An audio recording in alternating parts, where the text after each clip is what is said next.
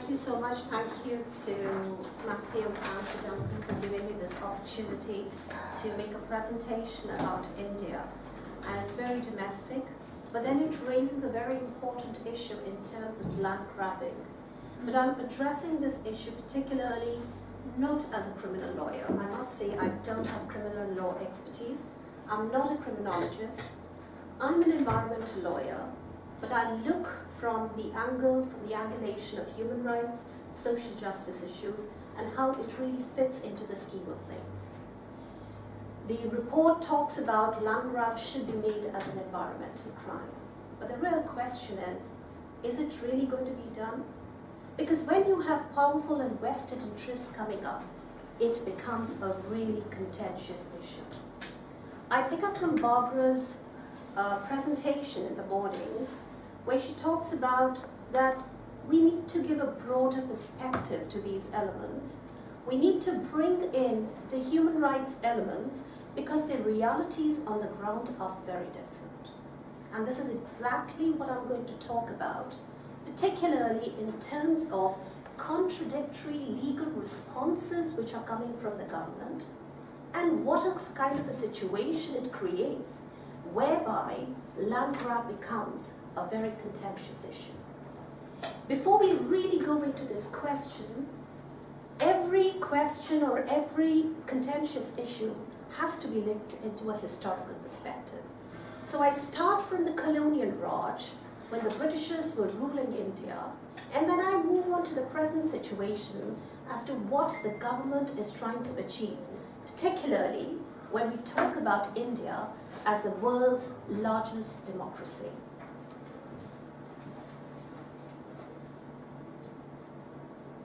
Mark Twain's famous dictum really applies to land grab. He says, by land, they are not making it anymore. And if you really contextualize this, that's where the issue of land grab becomes important. There are three terminologies which come into picture: land acquisition, land investment, or land grab, depending on with whom you are talking to. The three terminologies take a very different perspective, and that's where the contention comes. Because when we are talking about land acquisition or land investment, we are essentially talking about government taking an initiative for its people. Government trying to act for the benefit of people, along with corporate interests coming into picture. But when we talk about land grabs, we are talking about NGOs, think tanks, intellectuals, the tribal people, indigenous people who are getting affected as a consequence of illegal acts being committed by the government and the corporate sector. And that's where the world is divided and a polarized debate comes into picture. This debate is essentially in the poorest of countries where we have very weak resource management. So the issue of land grab or land acquisition becomes important in sub-Saharan African countries, Asia, Latin America, and some parts of Eastern Europe. In terms of India's perspective, land is historically tied to the indigenous or the tribal communities, because it is characterized by collective relationship to the resources and to the social and spiritual well-being. These tribal people are living within the forest area, within the biodiversity, because they are totally dependent upon the forest cover or the very nature or the environment. India has got a population of 1.30 billion people, out of which 65% of people are dependent on the livelihood, which is totally on land. And out of this, tribals are constituting 9% of the population. At present, there are 744 tribes which are spread across 22 states. India has a state, it's a federal structure with about 29 states in existence. But you find tribals over 22 states. but then the paradox of this is that the tribals are in the most rich mineral states of India.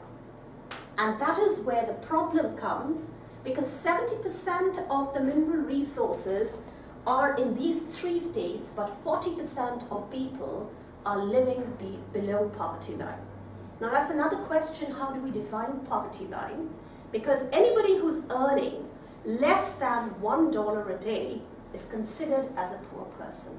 But if you start equating that, most of the Indians would be considered as poor in nature.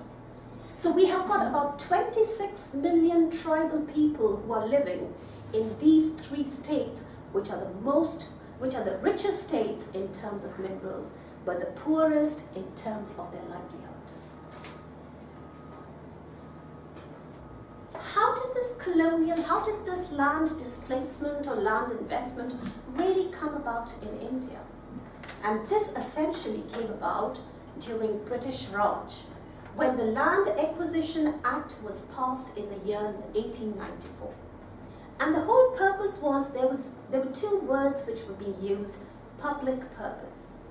Public purpose is always associated for the benefit of the society in terms of rural infrastructure, providing best of services. But when the Britishers were ruling India, there was just one motive, and the motive was extraction of mineral resources for revenue purposes. And as a consequence, the whole of the forest area or the mineral-rich areas was exploited tremendously, which actually led to millions of people living their livelihood. So historically, this started off at the time when India was being governed by Britishers.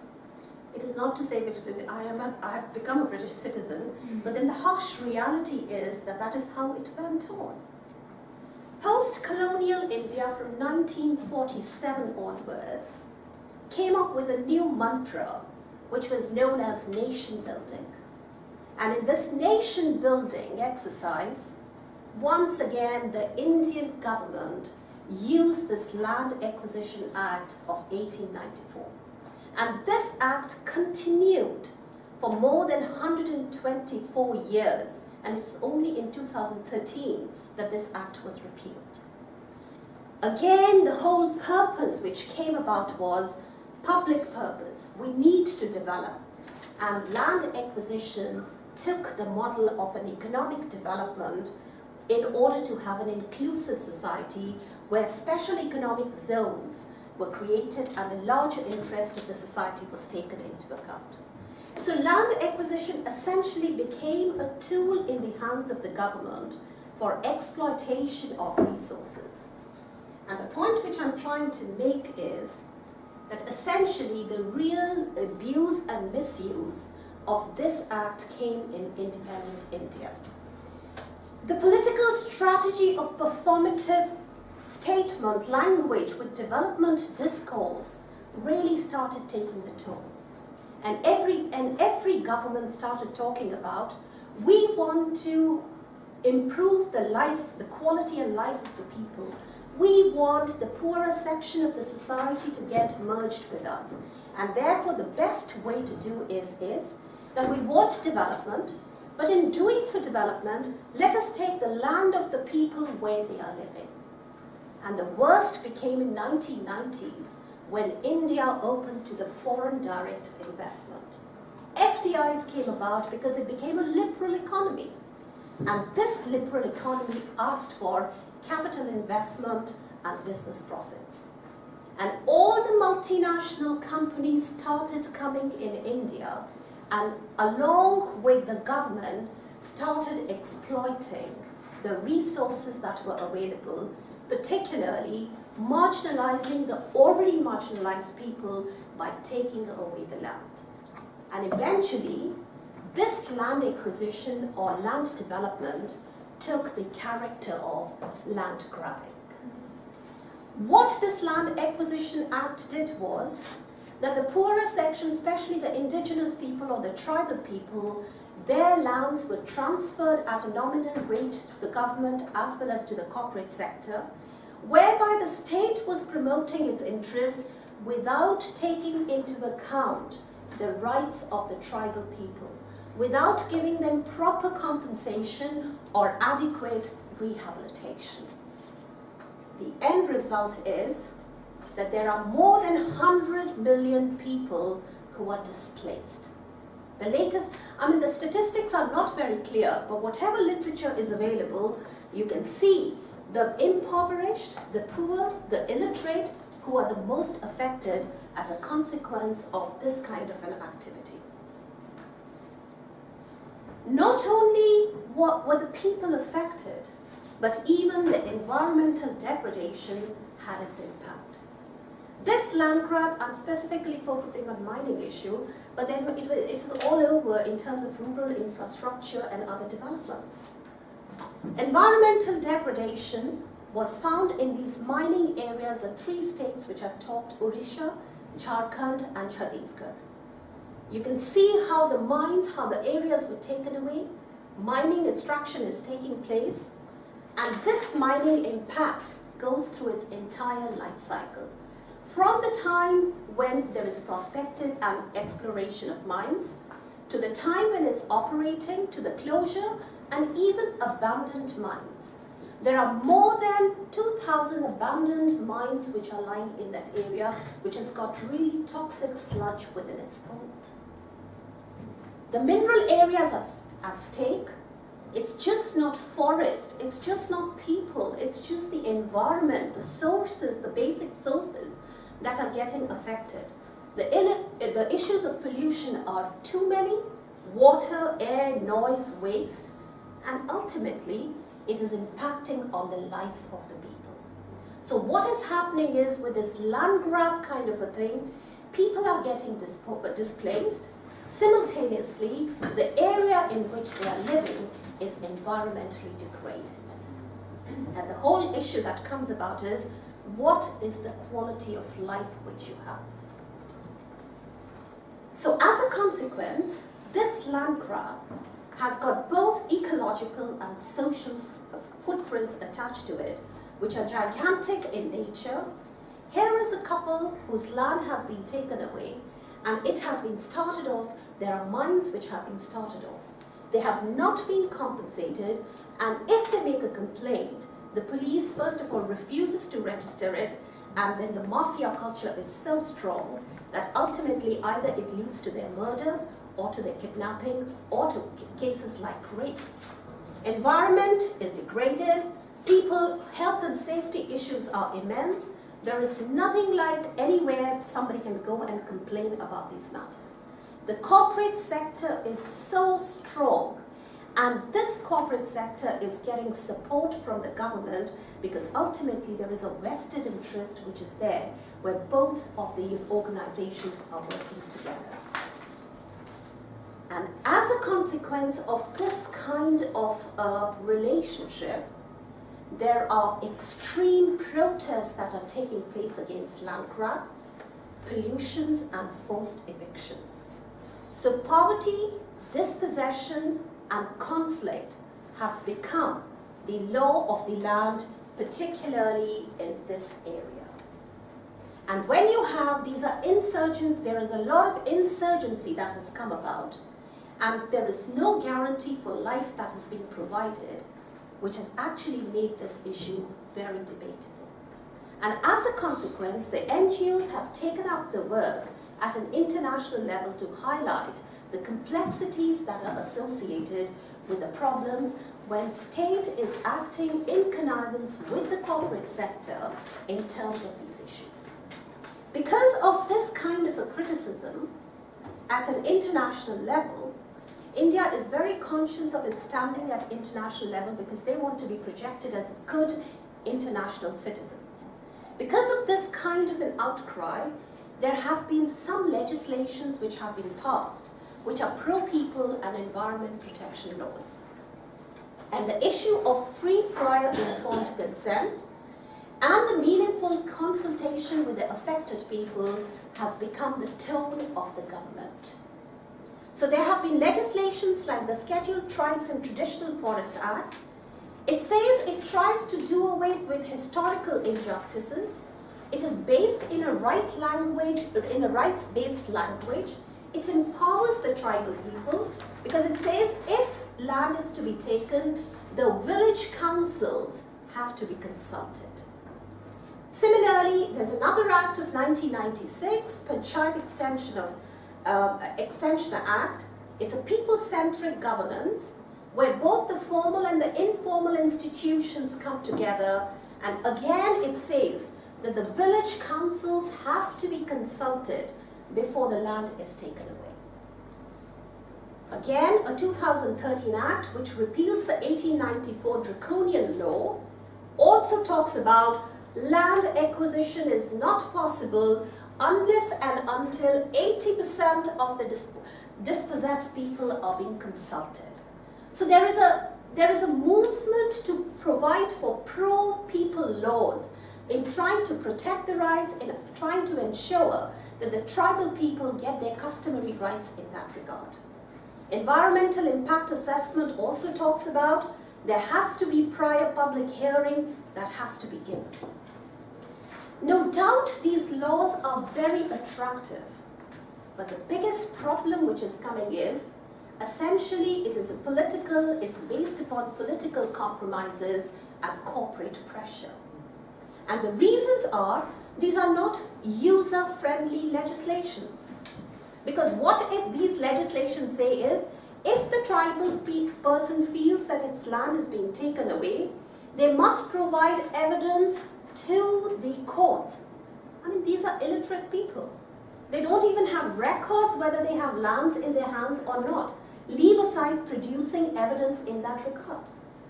So it's not a legislation. Yes, it is termed as a friendly legislation, but apparently the intention is way behind that. Similarly, public hearing procedures. It is totally a sham which is there before it. Land people are asked to make an opinion, but the moment people go before public hearing, the mafia groups are always attacking them. And there is a dicta which is given, if you speak anything against the corporate sector, or if you speak against the government, your family will be shot dead, your daughters are going to be raped, and you are going to be kidnapped in that regard. So these illiterate people, they don't come across and they can't make any objections. The pressures are intense. Legal infirmities, the language in which the provisions are drafted are so complex that an illiterate person can never even understand, leave aside somebody else understanding the issues. Again, ambiguities, not very well-defined procedures, and always the state, bureaucracy, and the corporate sector are trying to maintain a control over these tribal people. The end result is, though we have legislations, though they are people-centric, but they are essentially symbolic in nature. Not only is this being provided, but then at the same time, as elections come closer to the time, the political parties or the governments try to take away this power. And this has happened in 2013, when that government actually reversed all the pro-people laws, because there was corporate funding which was given to them in terms of, corporate funding came to all these political parties. For example, London-listed mining group company Vedanta Resources. Vedanta is known as, it got the Golden Peacock Award for providing the corporate social strategy in terms of environmental issues. All these people are doing illegal mining in India. Multinationals, along with national companies, connive together, and they do not follow the base practices what they do in their countries, but they come into the developing world and start exploiting the roots. The present government is having an economic agenda. It's very clear.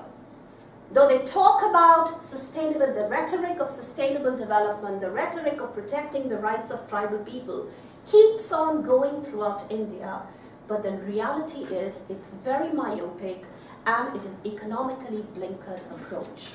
Examples are that on one hand they gave legislation and they gave consent in 2013 that yes, people should be consulted before land grab is taken. In 2015 they have passed a legislation which says consent is not necessary when we are taking the land of these tribal people. So there is a dichotomy, there is a contradiction within the system which is coming.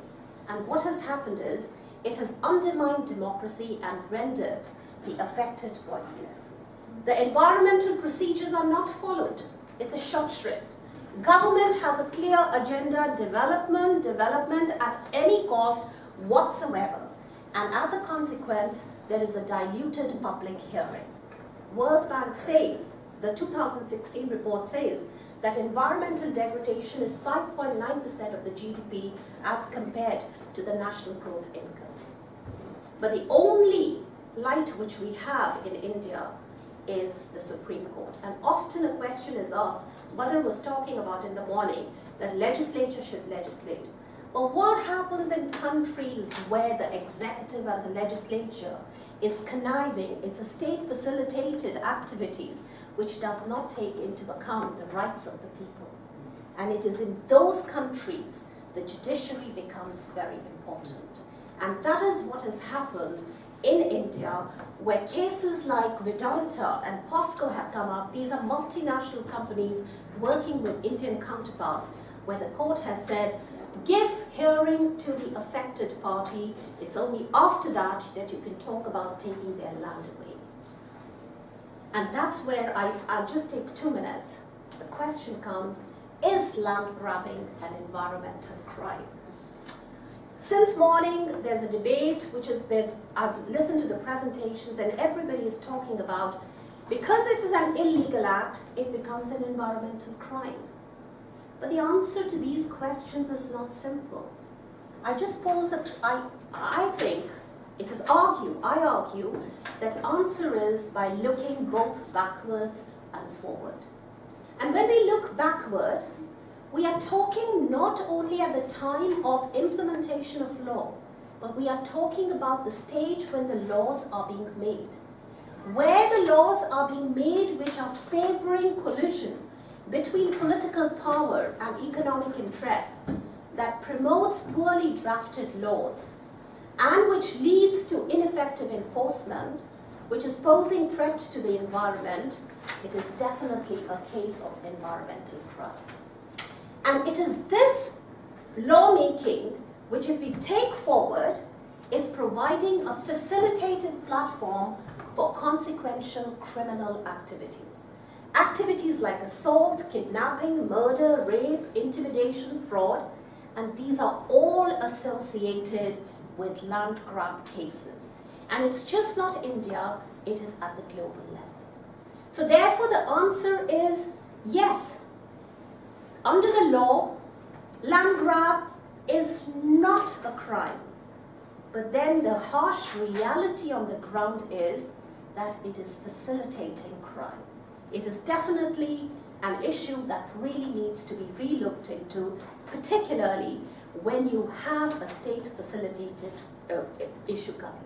And that is where I look into the theory of Kramer, which says state-facilitated crimes are those which refuse to restrain the deviant behavior and which do not actually provide for laws that are very stringent in nature.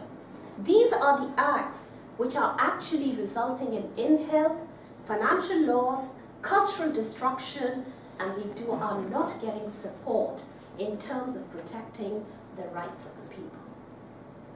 And in the end, the Indian story still continues. The debate is ongoing. We have no definitive answers because the government, this is the Prime Minister sitting with his cabinet, is still deliberating. And in his deliberations, economic agenda is number one.